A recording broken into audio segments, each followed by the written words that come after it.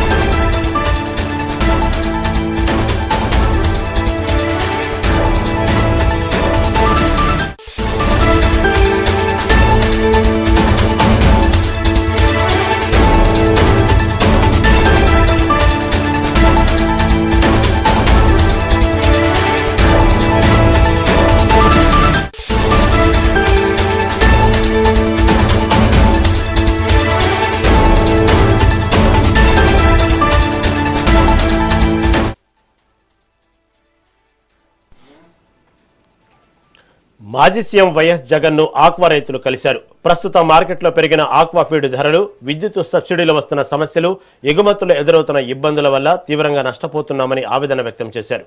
ఈ సంక్షోభం నుండి ఆక్వా రంగాన్ని ఆదుకునేందుకు ప్రభుత్వం తక్షణ చర్యలు తీసుకోవాల్సిన అవసరం ఉందని సమావేశంలో చర్చించారు. తమ సమస్యలను ప్రభుత్వం దృష్టికి తీసుకెళ్లి వాటి పరిష్కారానికి చొరవ చూపాలని ఆక్వా రైతులు వైఎస్ జగన్ను కోరారు.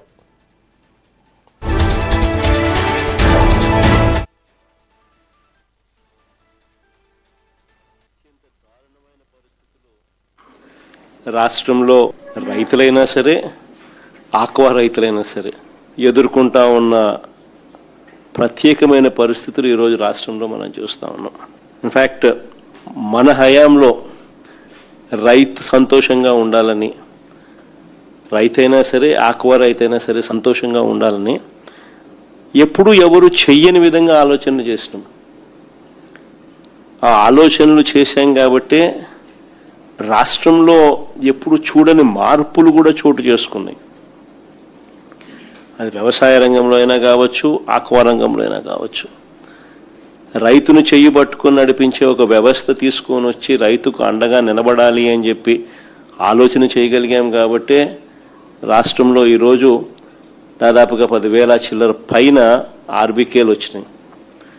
అదే మాదిరిగానే ఈ ఆక్వా ప్రాంతంలో సాగు చేసుకుంటా ఉన్న రైతులందరికీ కూడా అక్కడే ఆర్బీకేలు, ఆ ఆర్బీకేల్లోనే ఆక్వా రంగానికి మేలు జరిగించే విధంగా ఫిషరీస్ అసిస్టెంట్లు, వీళ్ళంతా కూడా గ్రామ సచివాలయాలు పక్కనే ఈ ఆర్బీకేల పరిధిలో ఫిషరీస్ అసిస్టెంట్లు దాదాపుగా ఈ ఆక్వా ప్రాంతాలలోనే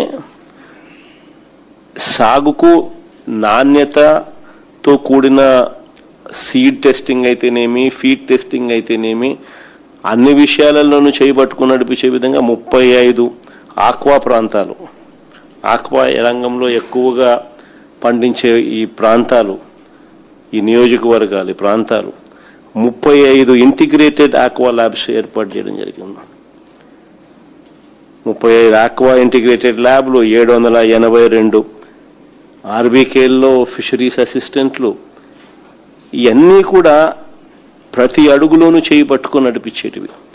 వీటికి తోడు అప్సడా చట్టం, ఏపీ స్టేట్ ఆక్వా డెవలప్మెంట్ అథారిటీని తీసుకొచ్చి దానికి ముఖ్యమంత్రి హోదాలో ముఖ్యమంత్రి దానికి చైర్మన్గా పెట్టి ప్రతి అడుగులోనూ కూడా రైతును చేపట్టుకొని నడిపించే విధంగా చర్యలు తీసుకుంటూ సిండికేట్ అనేది ఎక్కడ కూడా రైతును ద్రోహం చేసే విధంగా ఉండకూడదు అని చెప్పి కట్టడి చేసే కార్యక్రమాలు కూడా జరిగాయి. ఇవన్నీ ఒక ఎత్తు. రూపాయిన్నరకే కరెంట్ ఇచ్చి ఆక్వా రంగాన్ని నిలదొక్కునేలా చేయాలి అనే అడుగులు వేసిన కార్యక్రమం కూడా జరిగిందనంటే కూడా ఆ రోజు మన ప్రభుత్వ హయాంలో, వైఎస్ఆర్సీపీ ప్రభుత్వ హయాంలో జరిగిందని చెప్పి కూడా గర్వంగా కూడా చెప్పగలుగుతాం. క్రమం తప్పకుండా ఇన్ఫ్యాక్ట్ రూపాయిన్నరకే కరెంట్ ఇవ్వడం వల్ల దాదాపుగా 3,300 కోట్ల సబ్సిడీ కూడా మనమే ఇచ్చినాం. అంతకుముందు మనం ఆక్వా రంగానికి రూపాయిన్నరకే కరెంట్ ఇవ్వాలి